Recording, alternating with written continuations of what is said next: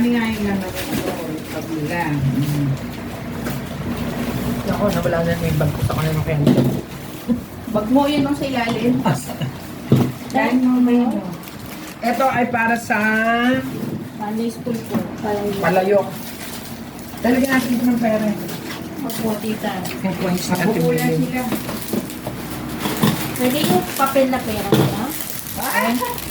Mapulit. Paano hindi sila mabukula? Ang ganda nito, Jack. Ilan ito? Mga ilan? Kasya? Ipagkasya natin. Kinuha ko yan po kay Antoinette. Binigyan niya po ako. Sino si Antonito? Ay, Antonito. Ganda yan. Halika na.